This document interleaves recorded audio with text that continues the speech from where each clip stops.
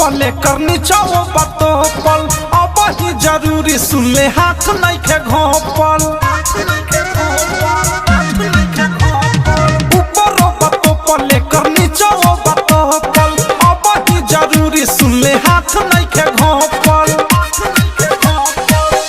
कवनो कहे होने कवनो कहे हे ने बा कवनो कहे होने कवनो कहे ने बा तो लोकेशन चालू कर ये कर ढोरी के नेबा तो लोकेशन चालू कर ये कर ढोरी के नेबा तो लोकेशन चालू कर ये कर ढोरी के नेबा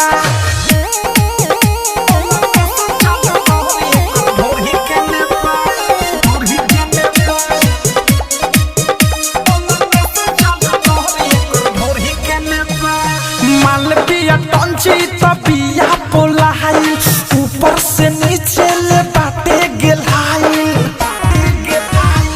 मालविया टंची तबिया पोलाई ऊपर से नीचे ले बाटे गेलाई लागताते महालई पियो रछेने बा लागताते माल ई पियो रछेने बा तो लोकेशन चालू कर एकर ढोरी के नेबा तो लोकेशन चालू कर एकर ढोरी के नेबा तो लोकेशन चालू कर ढोरी के नेबा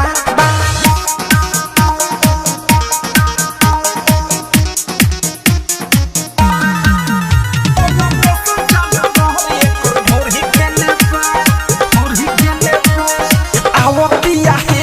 साध सनिसाना लहंगा में बाटे एकरा कचबे खजाना